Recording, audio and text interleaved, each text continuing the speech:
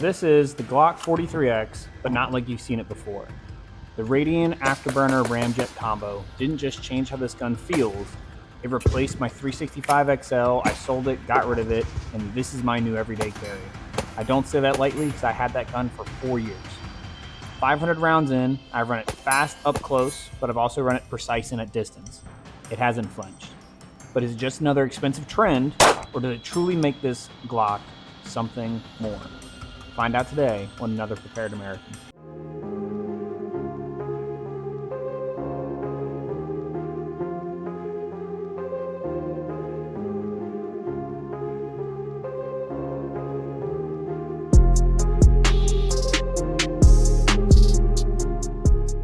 So for starters, Radian hasn't paid me a penny. They don't know who I am. I bought this myself with my own money. This was all me. I just happened to want a 43X the week that the Afterburner was coming out for it, and it all lined up perfect. Anyways, this is the Radian Ramjet Afterburner combo. It comes with the barrel and the comp. The barrel is ported, so it's got these holes in the top, and works with this threadless compensator to lower the recoil by an advertised 44%. I'm going to put up my slow-mo video of me shooting pretty quick with this, and you can see it. I mean, this is a subcompact gun. This is very, very small, and it is not bad on the recoil at all. Another benefit of that threadless compensator design, though, is that it's legal in all 50 states. So if you live in commie land or something like that, you don't have to worry about it because it's not a threaded, you don't need a threaded barrel. It's just a barrel extension, goes on the bottom. And to install this, it's as easy as removing your barrel, putting the Radian barrel in, it'll stick out to here. You slide on your compensator and you put the threaded tapered screw in here and just snug it on there. I use a little bit of blue Loctite just to make sure it doesn't come off from the heat and stuff like that from shooting rounds through here. But so far it's on there solid. It's not going anywhere. Another design factor or feature that they mention on their website is that the front of the Afterburner is angled to aid in reholstering, which isn't a huge deal because reholstering is an administrative action. You don't have to rush it. It's fine. But what it does is it looks great. And I'll put up some pretty B-roll of that thing right there. All right, so let's get into the shooting experience because that's what matters, how it shoots. So compared to its stock configuration, anyone who ever came into the gun shop when I was working sales there or has asked my opinion of a 43 or 43X has heard me say I hate them and I don't like them. That still is true. I do not like the way this shoots with a stock barrel in it. It's way too snappy. It sucks. It makes the shootability go way down, which is super important for a carry gun because the odds are that's the most likely gun you'll have to shoot. But compared to the stock configuration and my 365XL, which was a little bit longer and it was fine to shoot, this thing runs circles around both. My split times for bill drills were between 0.15 and 0.18. So that is 6 shots at 5 yards in under like a second and like 1.75, I think is what I was shooting my bill drills in with this from the draw, from concealment, the very first day that I was like really shooting with it. So that's awesome.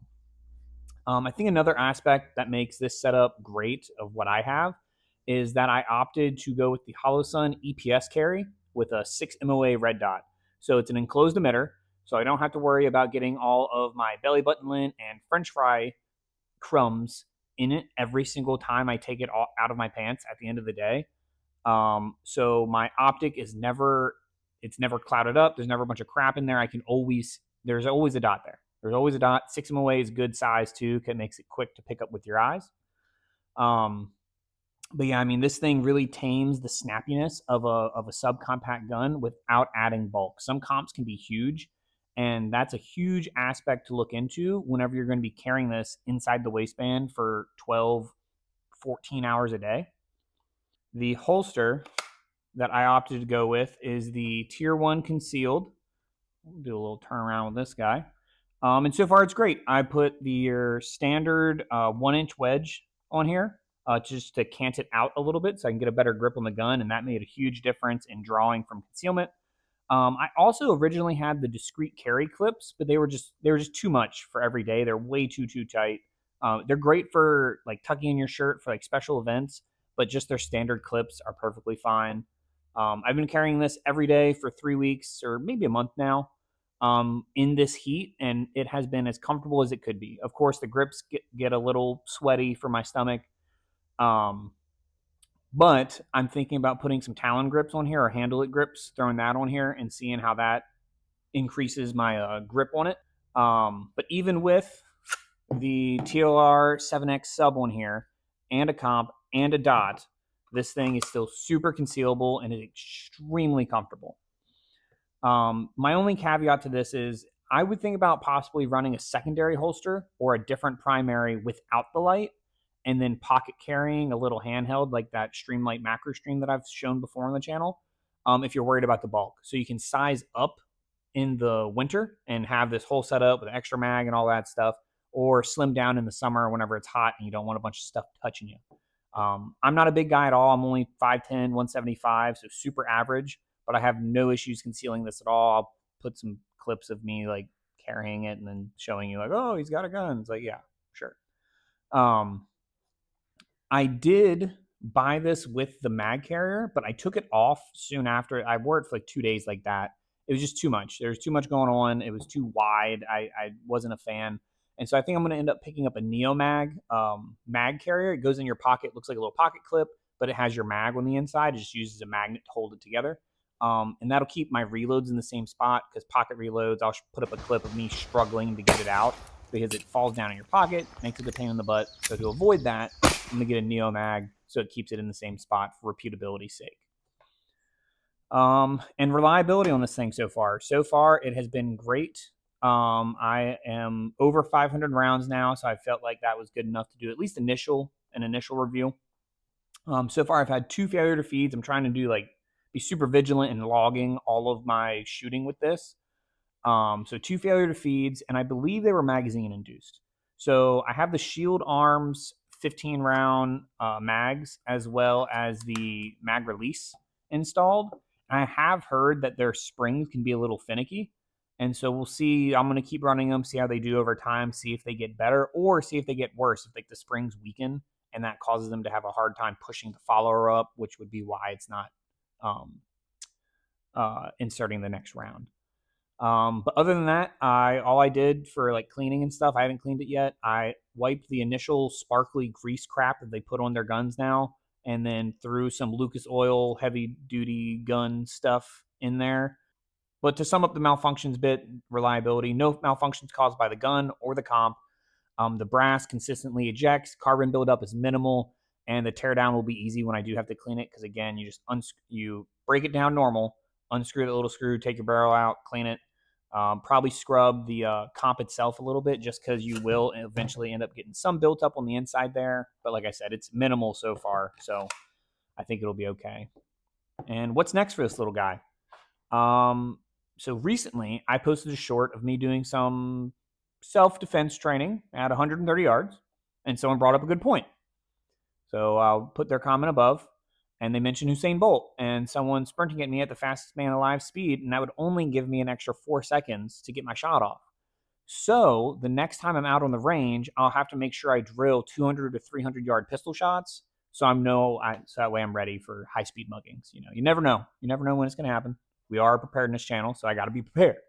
So whenever you guys see 200, 300 yard pistol shots, just know that's a practical drill. Everyone should be running it. That's your new standard. 300 yard bill drills, all hits, all AZ. But anyways, the next time you'll see this gun, aside from 300 yard pistol shots, is going to be at the 5,000 round mark. So I'm going to go from 500 rounds to 5,000 and give you the final verdict of how it held up under daily carry, sweat, dirt, French fries, belly button lint, and the overall range of use that I'm going to put it through. I'm planning on shooting competitions with it. I'm going to do all kinds of fun stuff. It's going to be good. But for now, the Afterburner and Ramjet turned my Glock 43X into a serious performer. I'm confident carrying it every day. I feel really good about my purchase, and that confidence is hard to replace. One piece I haven't touched on is the price. So the price of these guys, I got it for right under $400, which is going to make a lot of people tap out. They don't want to spend that. But you have to remember some people are dropping $1,200, $1,300, $1,400 on a gun they're going to carry after they, and that's probably out of the box. You know, I mean, the CZ Shadow 2 carry is $1,400. Am I saying this is a CZ Shadow 2 carry? No, but I'd be willing to shoot against someone who does have one. But yeah, I mean, price, EPS carry, $400, gun, $450, whatever, and then you know the compensator right under 400. So right there is $1,200. So it is not cheap by any means, but you also get what you pay for. And whenever it comes to this potentially being your lifeline in a life or death scenario, I'd be willing to spend a couple extra dollars on it. Let me know what your guys' daily carry is and what you think about the Afterburner. If you shot one, do you want to shoot one? Let me know down in the comments. Comment section is always good. There's typically at least some people down there talking. It's not too out of hand yet. And make sure you subscribe. Make sure you subscribe for that 5,000 round update, as well as for some other cool stuff we have coming up. I'm going to be doing some combat scenarios for prepared civilians and how to better equip yourself for that kind of thing. So I'll have a whole series coming out on that. But until next time, stay hydrated, stay strapped, and most of all, stay blessed, guys. Thank you.